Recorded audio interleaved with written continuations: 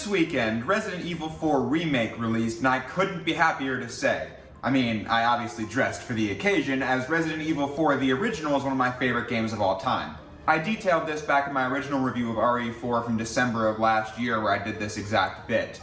But I won't waste anybody's time today. This is going to be a brief review of the remake, a very spoiler-free review, not showing anything after the first couple of hours, or really anything that hasn't been shown publicly in the pre-release. Just answering the question of what I thought of the game, what you can expect from it if you have or have not played any other games in the RE series. But the next video will be a more spoiler-filled breakdown of the original compared to the remake. So without further ado, let's begin. Resident Evil 4 is one of the most iconic games ever released. It's praised for popularizing the over-the-shoulder shooting that has defined the third-person shooter action game ever since its release in the Nintendo GameCube in 2005, breathing new life into a series that was, at the time, falling into tropes, cliches, and gimmicks, sending shockwaves through the industry like the first Resident Evil had in 1996. Since RE4's original release, the series has gone on even more as the main series is now up to its 8th numbered entry alongside a plethora of spin-offs and adaptations into other mediums. In 2019, Capcom released Resident Evil 2 Remake, a modern take on the 1998 classic of the same name that received critical acclaim across the board and is one of Capcom's best-selling games. The original Resident Evil 4 and the remake of RE2 being the games that made me a fan of the series. 2020's Resident Evil 3 Remake is a game that I think gets a little too much hate from fans online, as it's a decent, even good game at the end of the day in my opinion, but it just wasn't as strong of a game as RE2 or as strong of a remake as RE2 and especially RE1's remake that came out on the GameCube in 2002. Anyway, I say all that to bring you up to speed with Resident Evil 4. When early reports came out that RE4 was the next in line to get the remake treatment, a lot of folks were skeptical, myself included. It's easy to be all intellectual about it and discuss what games do and don't deserve remakes, as RE4 the original is perfectly playable and accessible, making you wonder why it's needed to have a new iteration, when a game like Resident Evil Code Veronica or Resident Evil 0 for that matter exist. Games that are more dated and have more structural issues that a new take could really improve on. I was always of the mind that good games are just good games, so that's what I'd hope for above all else, but still, taking one of, in my opinion, gaming's most influential titles and giving it a remake does seem a little fruitless. However, all that went away the second I saw the reveal trailer. Oh god! Oh god! It can't be! It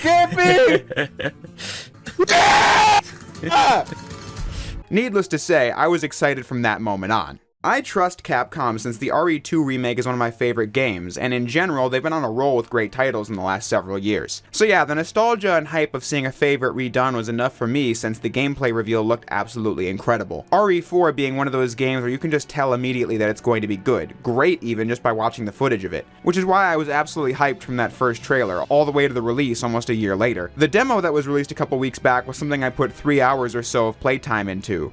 Not that that's the highest anyone has ever achieved, I doubt that, but for a 10-minute demo, that's certainly not a small amount of playtime. I didn't want to spoil the game too much by replaying the opening a million times. Wanted to save some of that hype for the final product, you know? But anyway, what did I think of the game now that I have it? RE4 stars Leon Kennedy, who was one of the 2 lead characters in Resident Evil 2.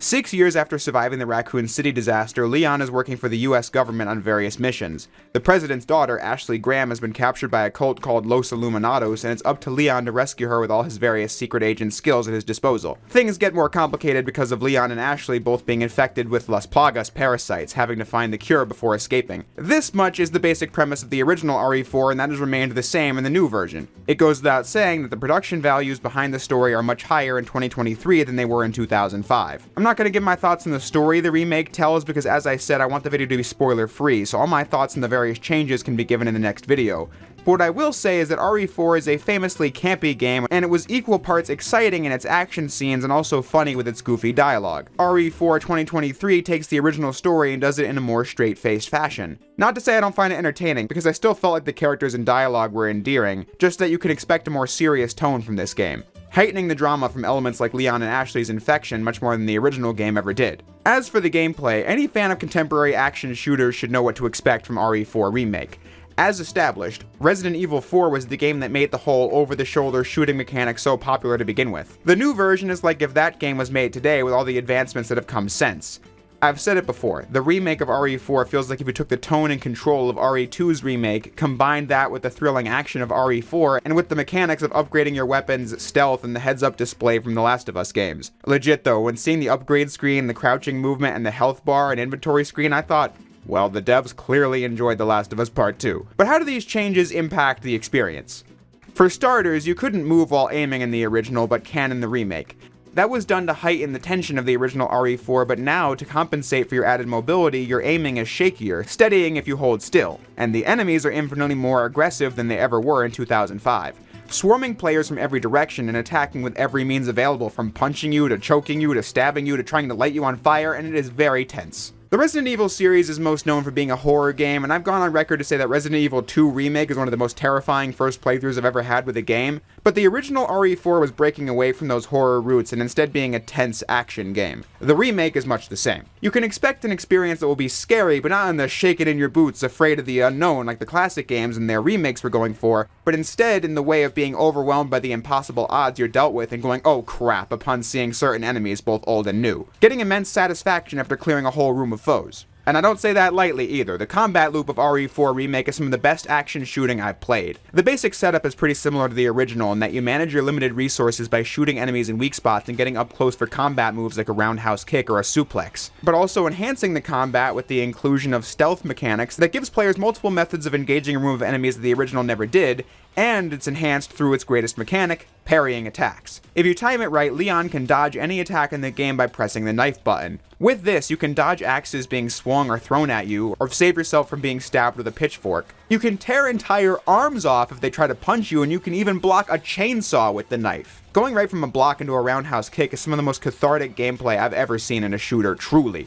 I'm sure it looks fun if you haven't played the game, but I'm telling you, it's even better when you get your hands on it. Parrying attacks like this adds the perfect amount of reaction time, skill-based gameplay to the combat that I love to see. RE4 Remake using those in favor of the QTEs that the original made frequent use of. But it's not broken either because the devs implemented a durability system for the knife, unlike the original which gave you unlimited access to it. If you use your knife too much, it breaks and you have to repair it or make the use of weaker ones you can find. The knife durability system introduces a lot of choices the player will have to make in combat situations, which is always a plus in an RE game. For example, when getting grabbed, the player can choose between escaping the grab by mashing X or pressing the knife button. The former is a cost to your health, and the latter is a cost to your knife's durability meter. Your immediate needs influence what choice you're going to make. I think this is a direct improvement over the remakes of RE2 and 3, where the former let you use a sub-weapon to escape a grab, and the latter let you mash X to do the same. Problem with both was that the only alternative is just taking damage, so why would you not do it? Having both systems is more interesting because, like I said, the player will have to choose what they're going to do on the fly based on factors like how much health you have left, if you have a healing item, if you have more than one knife, that kind of thing, and it's super engaging to play.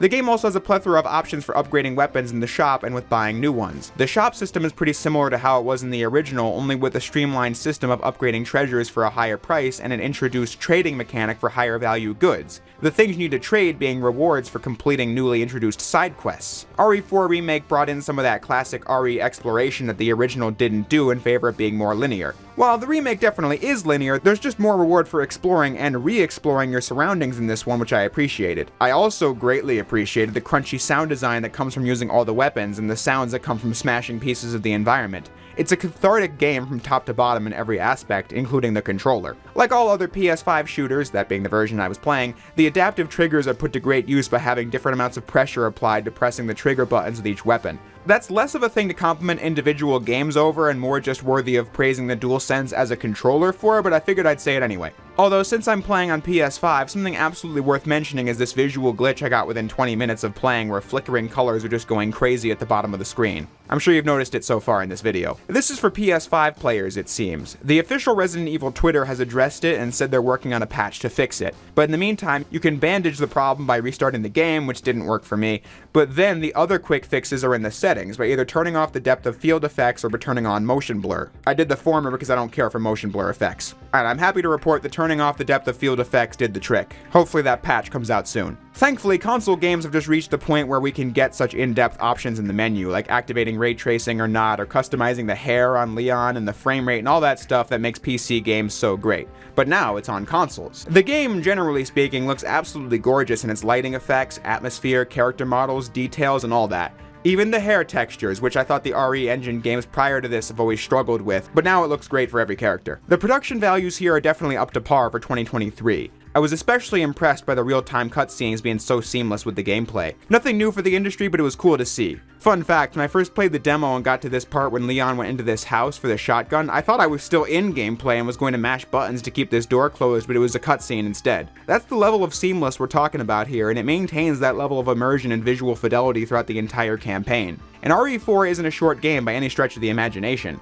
RE4 Remake provides players with a lengthy campaign that will keep you occupied with its side quests and extra costumes and rankings for replayability. The RE4 Remake, through it all, remains faithful to the original in exciting new ways. I will say, it's not like RE1 where the remake is definitely the same game but multiplied by infinity, but it's also not like RE2 where it's a new game inspired by the original, nor is it like RE3 where it's a new game that's barely like the original at all. It's between RE1 and 2 where it feels like the original in its structure, pacing, and level design, but done in new, fresh, and exciting ways that you might not expect. But when it happens, you think to yourself, oh man, that was a great idea. Part of why I wanted to do this spoiler-free video. If you love the original Resident Evil 4 and were in any way on the fence, I say you should definitely try it out. The game is fun as hell and was definitely worth every penny I paid for it, which I got it digitally and physically, I might add. If you have played the original, I still say play this because even with it being early in the year, I think this one is a clear frontrunner for Game of the Year awards. It's just a badass next-generation shooter with lots of content to explore and polish across the board. A must-play game, and if you haven't played the original, play that too, it's also a badass game. I'm very excited for whatever comes next for Resident Evil, because it's a series that has become one of my all-time favorites in just a couple years' time. Lately, almost every game they've released has been an absolute banger. So whether it's RE9, another remake of RE1, a remake of Code Veronica, that's the thing I want the most, or even RE0 done over, or just a DLC for RE4 Remake, I'm gonna be there because Capcom has absolutely done wonders with this IP in the last 6 years. But that's pretty much all I'm gonna say here. Like I said, I wanted to do a quick spoiler-free video to get my thoughts out there. Next time, we're gonna be going more in-depth on things and discuss how the remake compares to the original. That video will release next Friday on April 7th. Things got a bit chaotic on the channel this month, so I do apologize for that. I was trying some new stuff out this month and I don't really think it worked out, but that's a story for a different day. Needless to say, things will go back to normal in April. But until then, I'll say what I always do. Thanks everyone for watching, and I'll see you next time.